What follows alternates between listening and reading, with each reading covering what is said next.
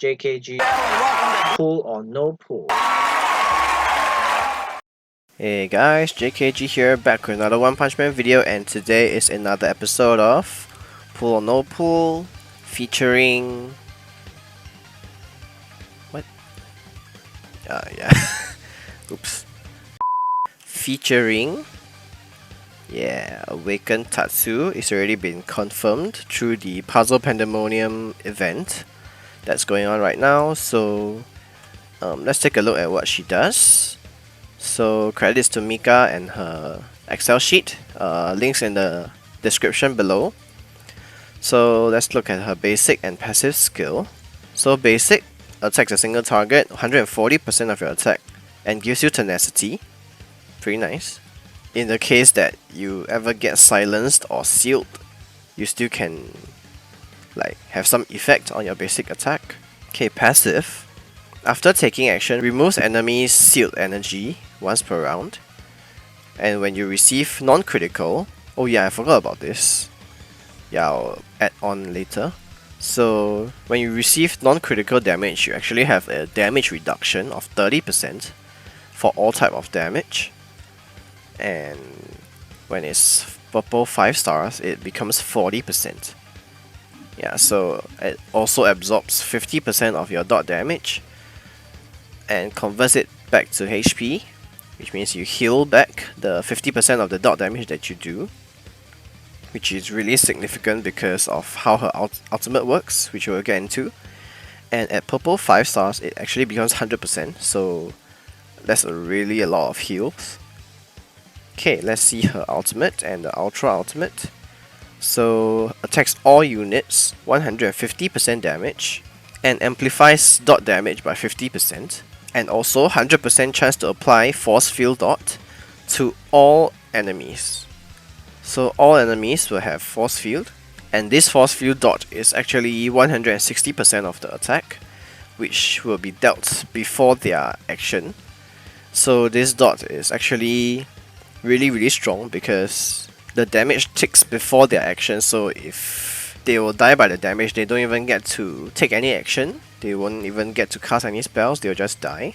So with the keepsake, the ultimate increases to 180% damage. And the force field dot becomes 220%, so this is a 60% increase. So that is potentially about 400% attack to each unit by their next turn, which is pretty insane. And also there's a dot amplifier of 50%. So yeah, that's even more damage. And then paired with the passive here, yeah, now you know why the heal is so significant. 50% of dot damage, that means at normal below 5 stars, you can heal at least 80% of your attack per turn for each unit. So usually you'll hit all 6 units because there's a 100% chance. So you'll heal back the dot for all of the units, which is quite a lot. And also you have this non-crit damage reduction, which means she is really tanky as well.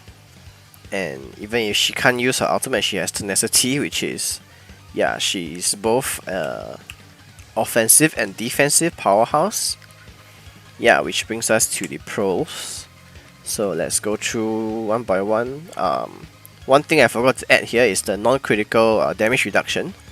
Yeah, so take note of that. Just add in one more pros for her. Okay, so super high damage output, potentially 400% with keepsake.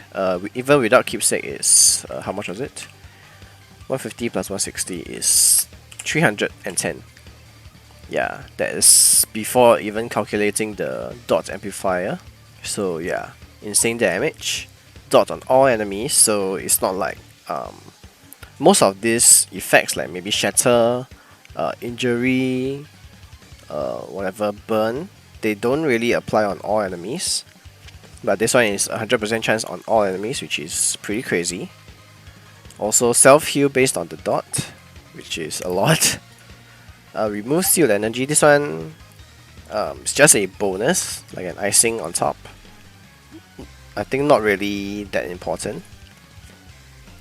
And yeah, basic attack grants tenacity, so if you get silenced, your basic attack still gives you some effect. She also provides 10% attack perk with RMG and Gyoro. So these two units I'm assuming most people should have if you have been saving tickets and spending wisely. If you've watched like maybe all of my previous pull or no pulls, you should have pulled these two already. So with Awakened Tatsu, you actually get a 10% attack perk. Yeah, so it strengthens your RMG as well. And she has the second highest attack stat, just below Metal Knight. Yeah, so currently she's at 400 plus. Yeah, really high. And then she will also have another 10% attack perk, but that unit hasn't been released yet. But the awakening, the category name is Awakened Sisters. So I'm guessing maybe there'll be a Awakened Fubuki, maybe SSR plus next time. Yeah, and when that comes out, it will be another additional 10% attack. Yeah, so quite a lot of pros for getting her. Okay, cons actually not that much. Below average speed, so she's actually slightly slower than the current Tatsumaki by just 1 or 2 speed, I think. So if you bring the old Tatsumaki's gear over to the new one, your lineup turn order might change a bit, so you might have to give her slightly better gears, slightly better speed. I don't remember how much difference is it. I think it's just 1 or 2. Yeah, and then she can get countered by SSR plus CE, Child Emperor. But yeah, honestly, who doesn't get countered by him? He's crazy. He's passive, grants immunity to dots and whatever. So yeah, I think that's about all for the cons. Actually, not that much. Yeah, so let's move on. For free-to-play players, definitely must pull. Okay, so I've been receiving quite a lot of questions. Someone has been asking.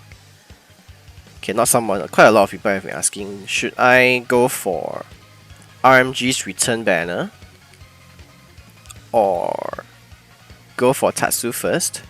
So if you don't have RMG, which is coming out next month, okay, the thing is, Galewind actually kind of takes RMG's spot next in the future. So if you foresee yourself playing that long, then maybe go for Tatsu, skip RMG, then go for Bomb, and then wait for Galewind, which is coming out next year probably. Yeah, so that's if you are free to play and you really don't have enough tickets. Like let's say if you pull Tatsu, then you really don't have enough for RMG, then I think it's fine. Yeah, because Tatsu is really strong. She can potentially 1v6. I've seen a lot of times in live clash. If you've seen my previous like Chinese server meta videos, you should have seen a lot of cases where Tatsu 1v6. Yeah, so she's really strong. Okay, so for Dolphins, moderate spenders. Again, I think I've said this for the past few months.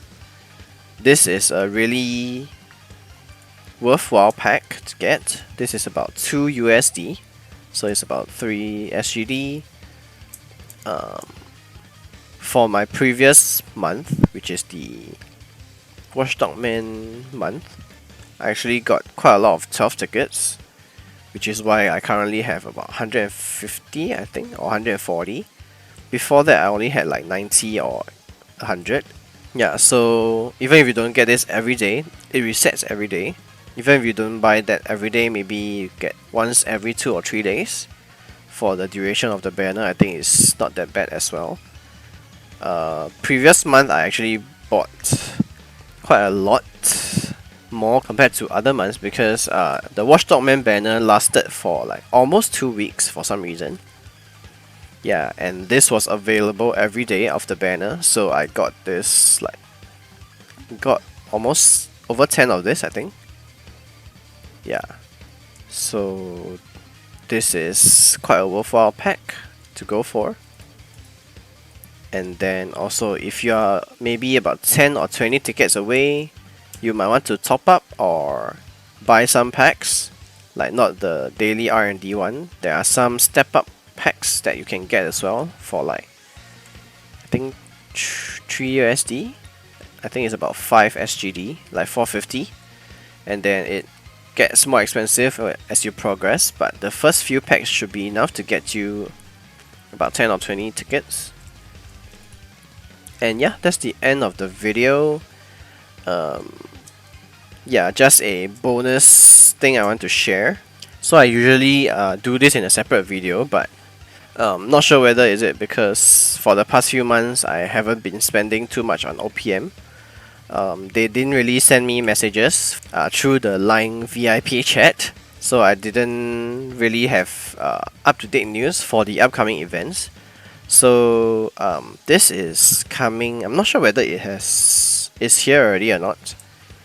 But yeah, G4 keepsake, Puri Atomic. Yeah, it's pretty interesting because G4, I don't think many people has him, but in the Chinese server currently, the daily extreme challenges, G4 is being added to the pool, so you can get his shots for free once in a while. Yeah, so you need to farm a lot of him to get him. But other than that, I think he will become a little bit easier to get in the future if they ever implement the extreme challenge thing. I might actually suggest G4 if you're going to pick one, because Puri is quite common. You can get it through the Peak Arena box. Atomic, his keepsake doesn't really do that much, just increase the damage by a little. So out of these three, if I were to choose, I would say G4's keepsake is a little bit better. So yeah, I think that's all for the video today. Hope you guys enjoyed. If you did, make sure you hit that like button and also subscribe my channel. Hit the notification bell so you won't miss future videos, and I'll see you guys next time. Bye bye.